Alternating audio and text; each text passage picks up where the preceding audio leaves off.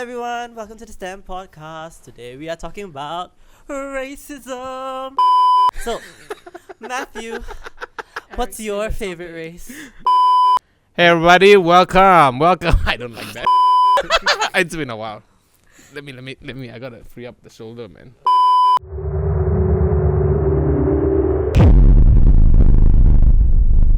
Hey everybody, welcome to the STEM podcast. It's called Cut the STEM. And we're here at the point of filming. It is now Christmas time, as you can tell from Eric. So, does this come out after Christmas? Yeah. Alright, so we hope you had a Merry Christmas and a Happy New Year. And and that you did cool things and that the year started off well for you. But today we're here to talk about something that, to be honest, I'm not sure how it's gonna go. So we'll see. What are we gonna talk about?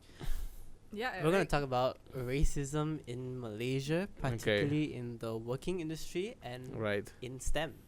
Okay. But before we get to the episode, here is a message from our sponsors at Space Quest. Mwah. Welcome to Space Quest, where we inspire young minds through STEM. At Space Quest, we believe in the power of STEM to spark curiosity, ignite creativity, and open up a world of possibilities for students. Through hands-on immersive learning in space science, robotics, and cybersecurity, we aim to show young minds just how exciting STEM actually can be. From designing experiments that could be sent to the International Space Station, to tackling real-world challenges, we create opportunities for students to think independently, dream big, and bring their ideas to life. Our programs come in all shapes and sizes: camps, day workshops, CCAs, and more. And we're always looking to partner with schools and corporates who are as passionate as we are about empowering the next generation. Every great journey begins with a single step. Let's take it together. For more information, visit us at spacequest.asia to learn more. Now, back to the podcast. All right, and thank you. That was Space Quest, Space Camp, all things space, right? If you want to find out more, you know where to go. Spacequest.asia. Yeah, we always ask for it there. They're never gonna put it there. Yeah, Okay. they're not gonna do it. It's just impossible. How are you guys doing, man? I feel delighted with this topic.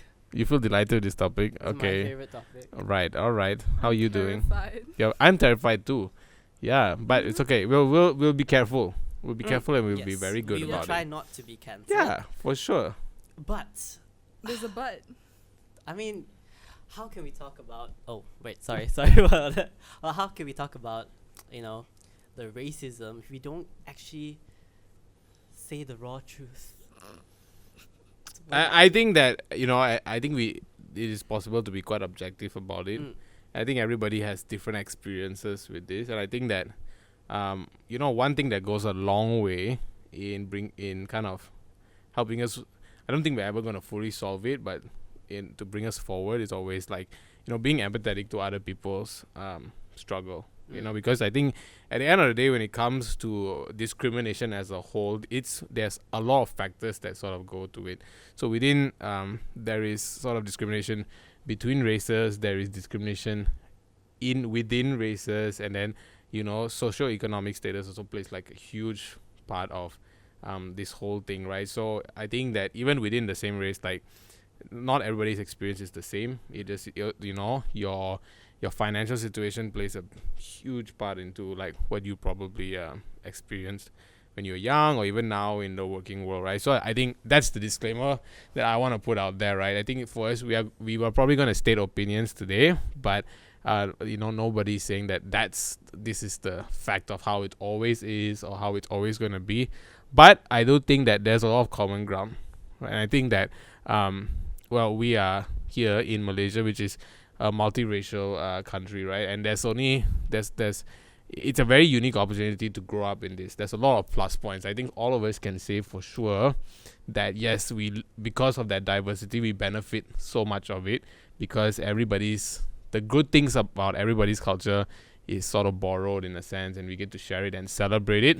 But there are also a lot of bad things, right? There's also people who feel a sense of superiority, and that is not it doesn't like go away when you're in the working world, even in the world of STEM, right? As you're gonna talk about today. So that's kind of like, I would just say, that's keep that sort of like at the forefront of your mind, right? Is that we are three people in like how many people that have had so many different experiences in this country, right? So yeah. Okay. So as you mentioned, Malaysia is a multicultural country where predominantly the three races that reside is Malay, Chinese, and Indians. But we also have the subgroups of ethnicities that are like the indigenous groups and so on, right? But although we are branded to other countries as being so well diverse in terms of these races, it's become, I feel like racism has always been embedded in the Malaysian DNA, where it's like we are like, we come off as like not racist, but deep down that there is a bit of like subtle racism that is in us. And sometimes the moments where we experience this racism is to a point where people have just let go of the filter and it's seeping out of them, where they choose not to control it anymore. Right, so this then translates into when you go into the working industry and how you treat other people in the organization. And that is what we're going to be focusing on today. And also how within the STEM structure itself, does racism play a role within that as well? So we're going to start off with some data. Okay, this is from the State of Discrimination survey that we conducted in 2023, which reported that the highest level of discriminations during job applications for Indians was 51%. 60% of that was related to salary and in other working conditions, while Malays had 56% of salary-related discrimination, which is less than in the Indians, and Chinese reported 41% of discrimination related to salary. So, based on what I said, how much do you think that is true from your opinion? You gonna go first? Let me repeat that. Do you need me to repeat that? Not really. Okay, but cool. I think that it is plausible. I mean, if you want to look at who owns like the majority of sort of bigger corporations, institutions, then you could see that then who is in like the senior leadership and how what are their hiring practices like. There's like, we in this country we do have terms like, this is a race name kind of company, right? And for all those who work in places where you where it's like B2B businesses, you're very familiar with that and the language kind of around that. So I do think that there is sort of probably a lot of truth to that. Zoe? what he said. She's gonna do that the whole show. Seriously. She's gonna do. Why are you? What is your hesitancy to sort of comment on it? No, I don't really know that much, honestly. Okay. So I'm just gonna. Right. If I have a different view, I'll mention it. Okay. But yeah. Good. We'll hold her accountable to that. Yeah. Okay. I think for me, right, I do agree with the numbers in a sense where although Malays are like make up like a huge population of Malaysia, I feel like they too also go through a lot of discrimination. And then this is not me being biased, but I have noticed objectively that Indians do also go through a lot of racial discrimination even before the job processing even begins. So it's the hesitancy of you applying for a job, and then they have all these prerequisites, Right. and then it makes you feel that because of the color of your skin or because of the race that you were born in, that the possibility of actually applying for this role in this certain company seems impossible. And then if hypothetically you get so lucky that they decide to approve your application, the interview process also can be very daunting, especially if you have gone through like the discrimination beforehand. So the experience that you carry on yourself, and when you enter this interview process, you have this inkling that, oh, are they judging me based on what race I am? Yeah. So on. Yeah. And in many cases also it could be looked at like if you are from a minority and they do hire you, it's possible it's because it's for an aesthetic purpose as well, because people need to see that they have sort of like some diversity in there. But then when it comes to sort of the company culture, they might not be very sensitive to everybody's like preferences or their religious observations, like as a whole, right? And this goes like, I just want to be clear, like we're not targeting a group, right? I think anywhere where there is like a dominant culture, that this tends to happen, whether or not intentionally or unintentionally, right? So when it's done unintentionally, I think that people will end up feeling the same way. They'll feel kind of hurt or sidelined. But if the leadership is kind of like a little bit more open to correcting that and being more sensitive, then there's place for growth. But I think, I don't know what you guys think, but I do think that we've only kind of, with the rise of the internet, all these issues are now in the sort of the forefront, and a lot of people also, they operate out of the fear of being cancelled, so that's why they do certain things. They don't actually like have these beliefs in it, but we are still very new to this, and if you look at a country like Malaysia, it's still very young, right? And after like thousands of years of like homogeneous nations, it's still, all the countries who are like ours are wrestling with how we go about sort of doing this, right? And it's like a big experiment that we're part of. Like for us, it's not been 100 years yet, and there's lots of factors as to like where we are today. Also has to do with how the foundations of the multiracial society started, right? Like certain race, they came as immigrants, right? Certain race were brought here by colonizers. So I do believe that doesn't have to determine your future, but it does like have a great impact on your starting point, right? Like on your family's mentality, on the way they choose to go about doing things. So sort of like the attitude, up to the points of like self-esteem levels. I think it does affect all of those kind of things. So going back to like the company thing, yeah, for sure, I think that people who run things, you're very influenced by how you grew up, what your family ideals are, and without a doubt you carry that into the workspace. And whether or not it's like you filtered through race or whatever, you're always looking for people like you. And for people who don't have like a nuanced level of thinking these things through, then they are most likely to just go, this person looks like me, he must have the same values, I would rather hire this person over this person, because there's no challenge in that, it's comfortable and I'm gonna go that way, right? And this is even something that's possible in a minority owned business, right? Maybe you are upset about how much discrimination you've experienced. Like, is it fair or is it right to repeat that if you were to open your own company? Yeah. So I do think there is a lot of like what you said, like I the unfortunate thing is like what you said, which I agree, is like a lot of people, they just see the opening, and all these thoughts will stop them from even applying. I do agree with the fact that with the rise of the internet, you said, I feel like people have become more confident. In terms of like, they're not, because of the protective layer of social media, and people are not afraid to just voice out anything without thinking it or without having a second thought to it. And then also because of social media, we then get to also see a lot of cases now popping up of people just recording incidents that happen.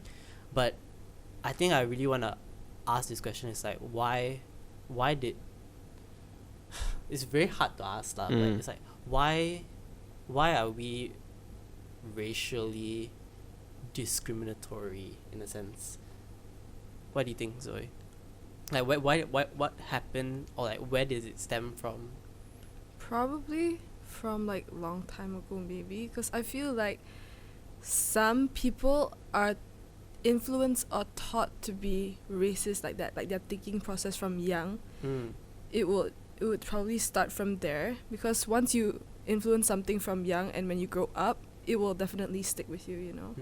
So yeah, I think it probably came from many years ago when there was a lot of war in the country or something, and then when people thought that they were always against each other and not for each other to help each other.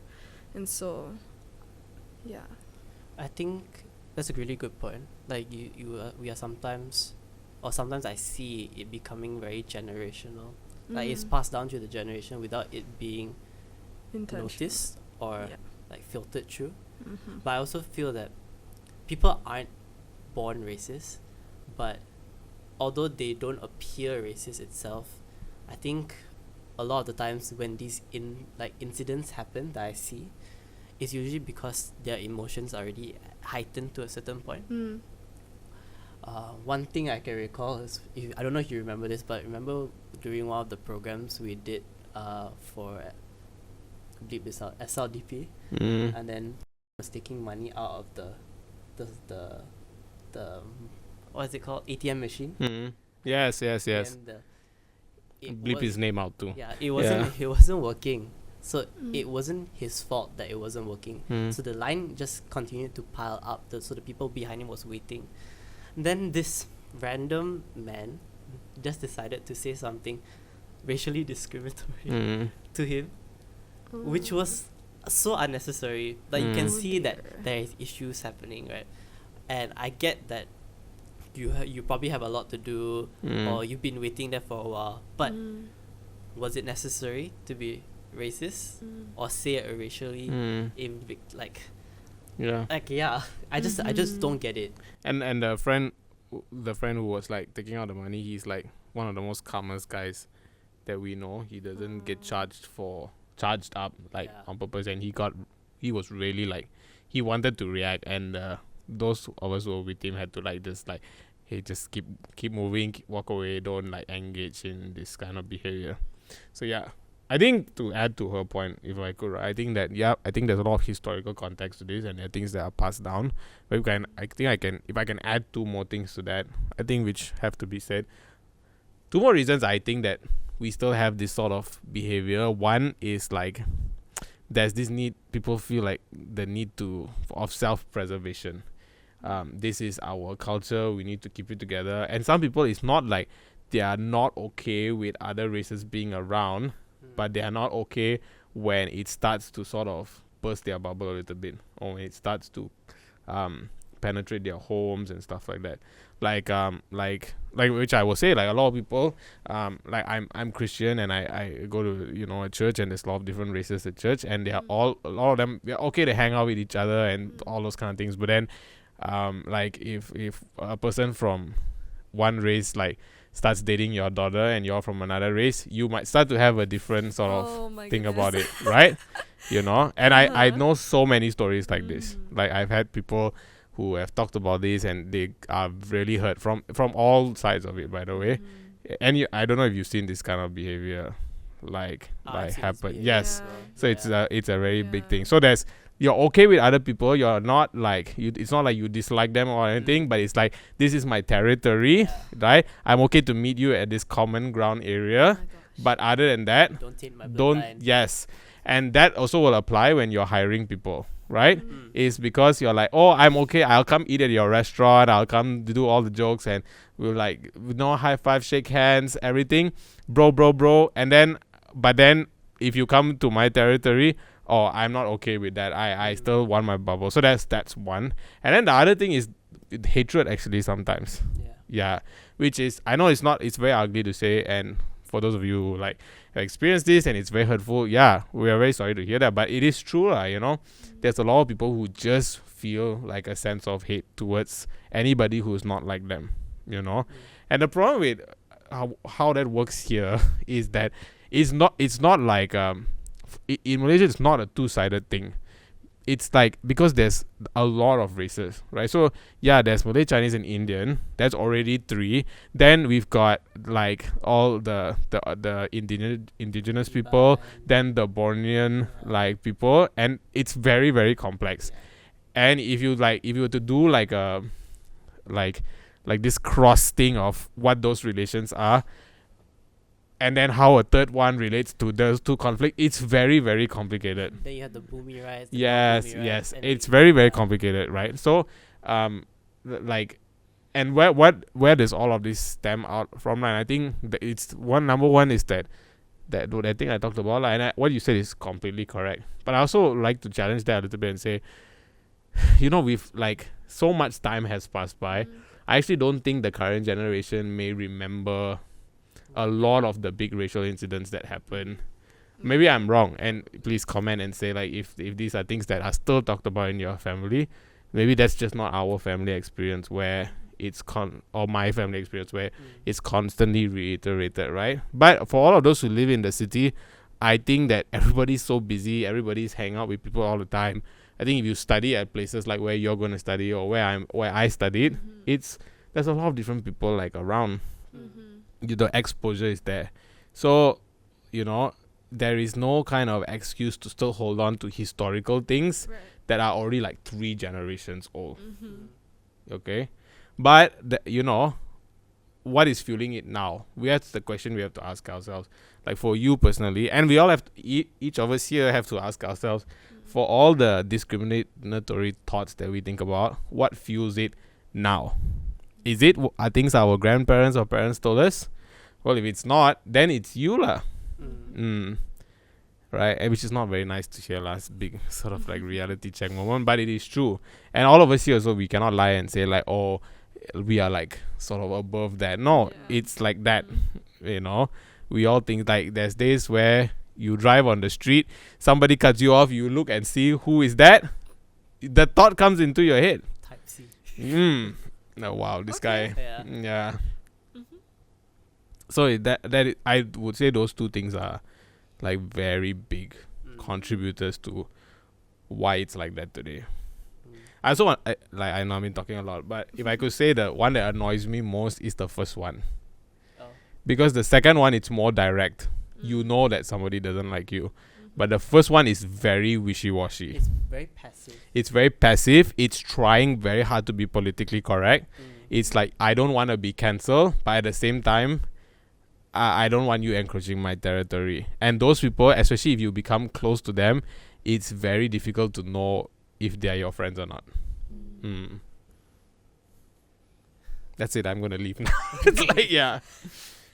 By the way, if you all think that I was wrong, please, I would love to hear about. No. I don't think you're wrong, but it's definitely good points to bring up because it's very evident to see that in Malaysia, especially the first point.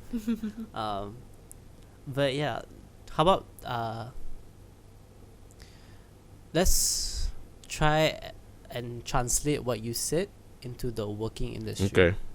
So I feel like the first point actually works very well within the working industry, where it's like you get hired into this company just for the sake of the diversity. Yeah. You're a DEI hire. Yeah. And then once you're actually in, they don't actually want you to enter into their culture, or there are barriers that they put up because you are there now. Or there's a strong expectation for you to conform to their culture. Yeah.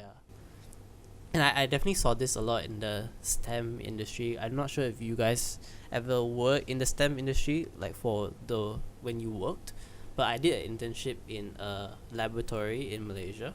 I will not say its name because there is legal stuff against it. But from what I noticed or observed, there were the 3 different races within the working area. But in terms of mingling with one another, there was a lot of higher bias, but everyone stuck to their own kind of races, right? And I also saw like people in senior positions, how they would treat people in the junior positions based also on their race and everything. was very evident. I remember watching this one senior lady. Every time there was an issue with the blood analysis portion, she would always find a way to blame it on the younger junior, and who was of a different race, I was assume. of a different race. I'm not gonna say the race because then it becomes too prejudiced. Yeah. I don't want to be biased about it, but it's just something to take note of, lah. I think I feel like the reason why she did it was because she, in her own cognitive like processing, she viewed that person, because of being in a different race, to have a lesser knowledge capacity. That way it was always perceived that she couldn't do the work properly, and she will always mess up, and she can never retain the information. She will never grow, she will never move forward with it. And it was very disheartening, because from how I conversed with this person, she was actually a very, very nice person, and she definitely had the heart to do the work. Yes, she messed up a few times, but I feel like she was just going in 1 year into the job. And I'm like, bro, you're allowed to make mistakes. Yeah, who doesn't make mistakes? Like, who doesn't make mistakes? You know how many blood samples I messed up? But yeah, because of that incident also, I was always very on like tippy toes around this lady. But it so happened that she enjoyed teaching my batch, which was with other students as well. Maybe she thought I was a different race than what I perceived. Yeah, I think it goes back. It's interesting you bring this up, because I think it goes back to like when we do a lot of work with different clients, and we meet a lot of different people, and there are certain people who are very good at camouflaging themselves. You know, so if you're good at conforming to the dominant culture, then you're a survivor and you will probably do well. You also, at the same time, they will only let you probably go up a certain amount, but it's probably higher than those who don't conform are willing to go. And also, like some places, like they do value over everything money. So you would if you're working really hard and your output kind of translates to dollars, then you're most likely, it's going to be easier for you to go up. So it could be that. It could be that.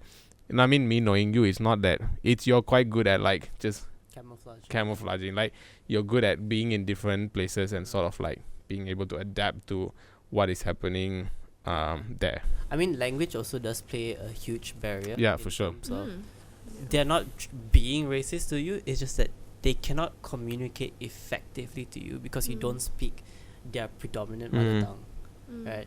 So it's like people often like misinterpret racism with that, but I don't think it is their intention to. I know. I think it like it does like. This is a problem here. If you go into certain spaces and you're like this English speaking person, it does affect other people's like perception of you, right? It makes them kind of question what you think of them.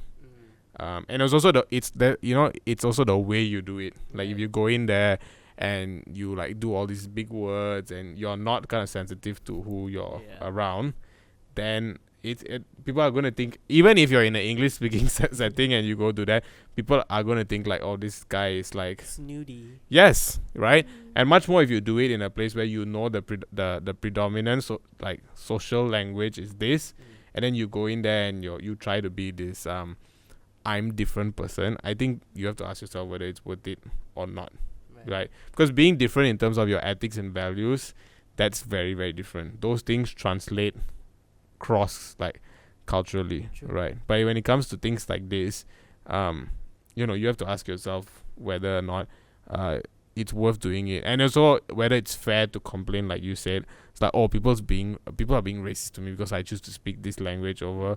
Not really, right? And also but it also works the other way around. Like I'm sure you've experienced this, where certain friend groups or a lot of certain companies, like my mom worked at a place where everybody spoke one language that she didn't speak, right? And during meetings, it would just constantly drift back to that language, and she and two other teachers who were in the minority would just not be able to understand anything at all. And this is like a work meeting. You're supposed to be professional and supposed to speak in a what you do socially is, I guess, that's a back and forth conversation. But when you choose not to do that, then you cause other people to feel like very isolated. Like, oh, you're only there because you want to show people that we have other races, or you're there because you are a good teacher and you bring students in, whatever the case is, right? But then you're not actually like, allowing these people to be a part of the conversation. You're kind of shutting them out. You're also sort of saying like, well, we don't really care whether you have an opinion or not. What do you think, Zoe? Yeah, that was a lot.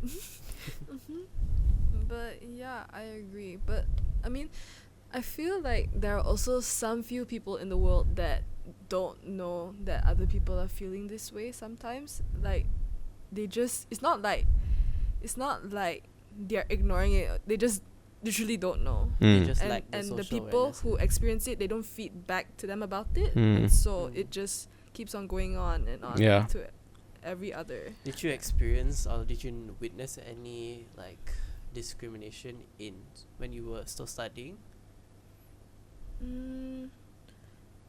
I think for me, not that much, because the school you went to, I think, was predominantly Like a mixture of yeah. students? yeah, it's quite a mixture of everyone. So I mean, we were all besties. I mean, probably not in the beginning, because we're young and immature. Sometimes the words that we say can hurt other people.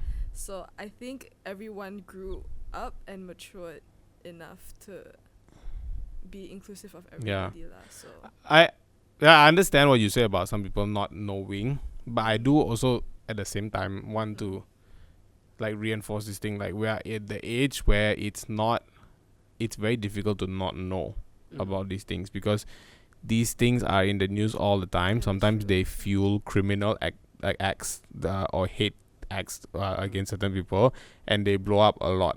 I do also think that like people who grow up in a very homogeneous bubble, like I have this friend where like I went to a house and she like the next day her mom went to tell like the grandmother like, oh, so and so's friends came over, and she used a word that is not really nice for people who look like me, right?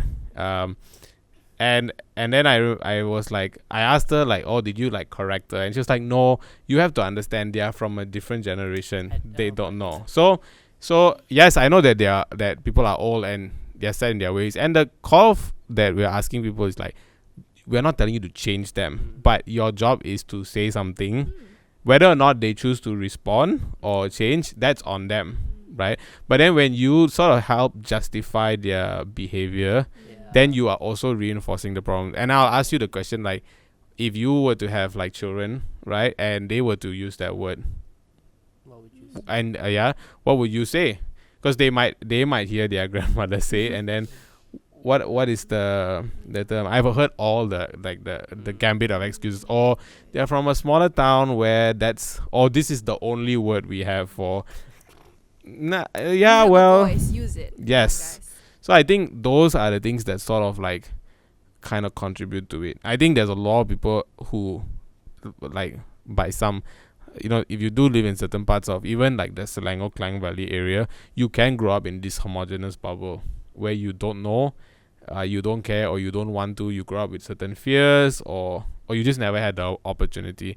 I understand that you grow up like that, but at the same time, I mean, it's not very like difficult to. We are not isolated anymore. Like he lives in another part of town, but I know what he did during the week, right? Yeah. And if I know that, I will definitely know what is happening in government, what is happening and the police, like what are the crimes that are happening. You should know by now, like what things are, and you should sort of respond to it or say something. Yeah. I feel like whatever we've been talking about, it's mainly, although we've only been mentioning like the Malays, the Chinese, the Indians, all the other ethnic groups in Malaysia, this also can correlate to all the international people that have actually decided to relocate here. or even the immigrants that came to Malaysia for safety. The way we also view and treat them as people is so disheartening to watch sometimes. Yes. Because it's always the debate of, oh, they're coming and they're taking away our jobs, but at the end Someone's of the day, also bringing them here and hiring them, oh, right? I mean, Right. I mean, and it's not either party's Yeah. fault. It's just we use that statement a lot. They are coming and taking over their jobs, right? It's as if they are like at the border, like with their spears ready to my go. resume. Like, I'm coming to take all your jobs, and they're all like that. Like, no, like there are also people who bring them here for like they're trying to cut costs, labor, whatever, right? That it's a whole like situation here. And I'm not saying it's those people's fault either, but don't like kind of put that image here. Yeah. And it's like, you say that they're taking your jobs, well, these are the jobs that you have decided that you don't want to do, and we need people for it. So it's a solution that the employers come up with. Yeah. Right? And they probably already don't get paid very well. Yeah. And on top of that, they have to come here and then live in a place where they are looked down on, right? And we don't have control over like how much. A lot of us will not have control over how they get paid or what they are. But I think people can do a lot better to make sure that they're treated better. Fairly. They're treated like humans because they are still humans, regardless of their nationality or where they come from. And also this the reminder that a lot of us like came to this country in a similar context. Right.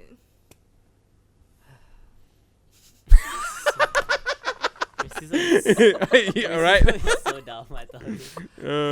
But it's I say racism is dumb, but it's like, okay, it's funny once in a while to crack a joke, right? But although you are joking, make sure that when you are joking, there's no malicious intent in the joke, right? I think that like the intent is very important, and I think that all the things that you're doing when you're not doing jokes, it really lends like how people interpret how you joke around as well, right? So if you are behaving badly and then you joke, you can't just say it's just a joke, because your actions in general don't reflect that, but how you treat people in general. And then, you know, obviously there are funny things about everybody's culture that are worth highlighting. Right? It's funny. It just is. Like, as humans, it just is that way. But I think how we just generally treat people, I think at work and stuff like that, it must be, I agree.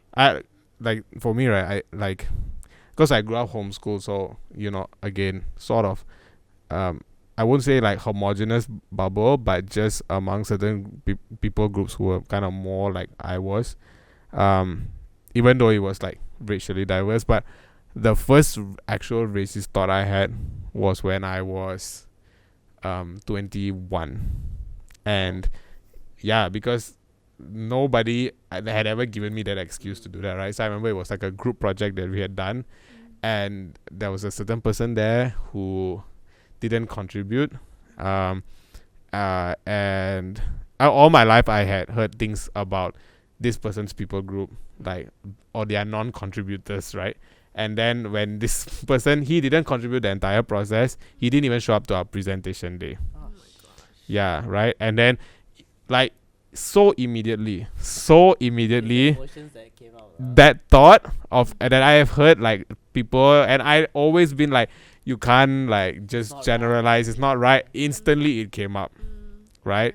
So all of us here who live in the city, who went to like the private colleges, who think we are very with the times, I'm always like trying to remind myself, like, we are not better.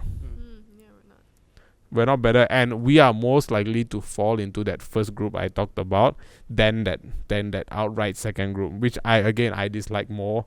I find more malicious in a sense, and we have to constantly be keeping ourselves in check. And then, I mean, for us now, we are like quite junior, but we will probably be in a place where we have to manage people, right?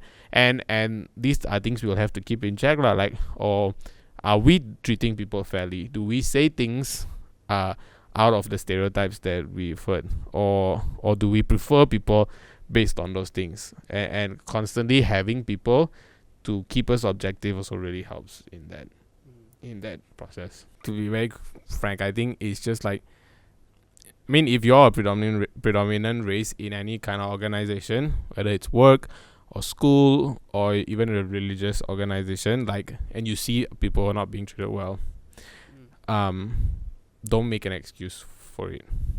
Yeah, every race has criminals. Every race has bad stereotypes.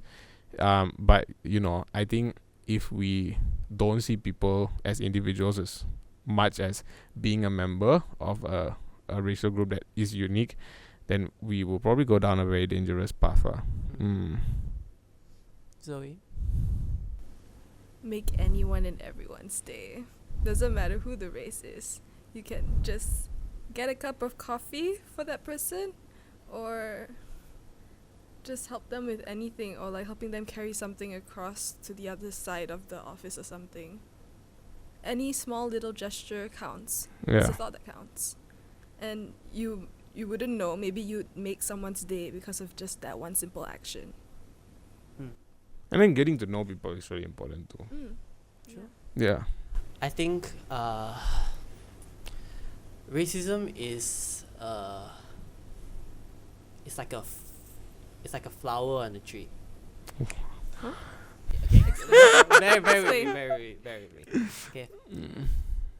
And then if it comes out and you realize that you yourself are starting or slowly becoming racist, you should check yourself and actually find the root cause of that flower that suddenly popped out on your plant.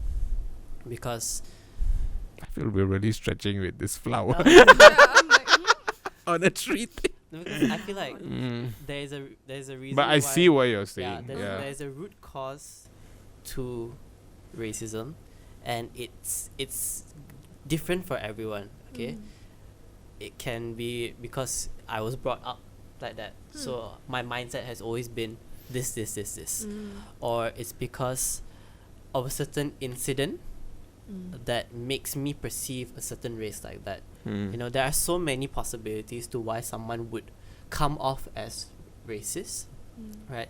But if you ever find yourself starting to develop tendencies where you are letting those thoughts out in public or to another person, then you just need a reality check. You need to self-analyze yourself and really find out what the hell is happening with myself that I said this or I did that, right? And if you're a person that has experienced racism, I encourage you to just share it out only if it's true, right?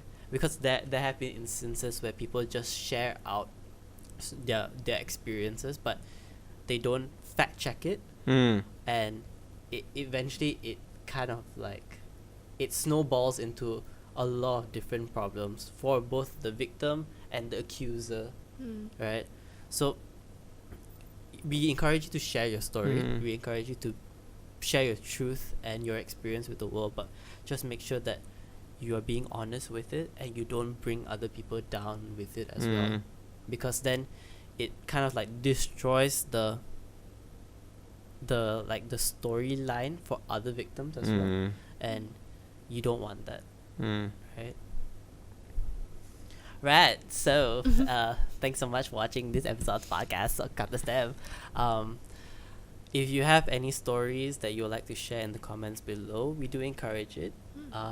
If you'd like to tell us your favorite race in the comments below, we do encourage it. It's the Tour de France. That's your favorite race. But thank you so much for watching this episode. Don't forget to like the video, subscribe, and ring the notification bell. And we'll see you on the next episode. Goodbye. Bye. Bye.